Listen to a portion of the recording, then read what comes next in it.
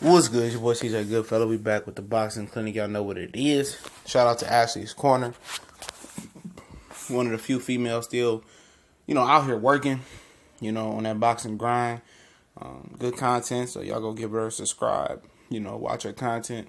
Pretty sure if you like mine, you're going to like hers as well. And shout out to Trap House Boxing as well. Go check him out. But, the saga of Chavez Jr. continues. I'm linked the article in the description. And Nacho Beristain is pretty pissed at Chavez Jr. once again. It's one thing to piss off Freddie Roach. It's one thing to piss off Robert Garcia. But it's another thing to piss off a legendary trainer, the best trainer in Mexico going still currently, in Nacho Beristain. Apparently, he hasn't heard from Chavez Jr. He said they had a conversation, on the way to California, traveling together. Chavez Jr. said he didn't want to, do road work in the morning. He'd rather do road work at night. But check this out. He said he'd rather do it on a treadmill than running in the streets or running on the road. And I guess they had a little dispute about it. And then he hadn't heard from him since then. He says he's giving him 10 days to respond and reach out. Says he's already training with another guy for his co-feature on Miguel Cotto versus Saddam Ali, and potentially, training Chavez Jr. now can conflict. He said he was preparing to return at 168 or catch weight at 169 December 1st. I remember they were talking about him fighting Anthony Durrell. Anthony Durrell said there was no truth to that. He's going on fighting another guy, Dennis Douglin or whatever the guy's name is now. And I don't blame him. Nobody wants to deal with this lazy guy.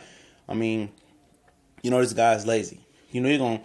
Okay, it's one thing to mess with Freddie Roach and mess with Robert Garcia, but to mess over this old man who got a lot of knowledge that can help take you to the next level and still dealing with you after that pathetic performance versus Canelo Alvarez, I mean, he got some nerve, but you look at, Chrissy Banks Jr., who come with similar background, silver spoon in his mouth. Dad was one of the greatest fighters, of his era, just like Chavez Sr. was, and, they did an interview with him. I was just watching interviews leading up to the Avina Uterman fight. And they said, "What drives you?" He said, "The lady said you could have The lady said you could have went 1,000 different ways in your career." And he said, "What made you want to go, the route of boxing? You could have been a doctor, did whatever. You came from with money. You came with a silver spoon in your mouth." Ebanks Jr. says, the love of the game, the love of the sport. So I just love boxing. He prepares that way, and the difference is, Chris Banks Jr. loves boxing. He has the talent. He loves the sport. Good product. Chavez Jr. has the talent. Don't love the sport. Terrible fighter, period. We always see him not preparing well. But we see when he semi-prepares well. He could be one of the most talented fighters in the world if he puts it all together, but it's never going to happen. If he didn't rise up and really train hard for a lot of his other fights, he ain't going to do it, no time soon.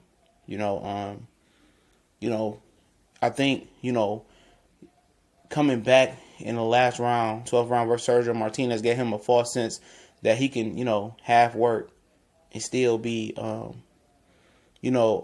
great boxer. And I think that gave him a false sense that he can be a top boxer, being, half working hard, but just work off talent. And when he stopped making the way to 160, he got exposed, man. Moving up in weight, losing to Fonfora, losing to Canelo. I mean, I just wish he gives it up.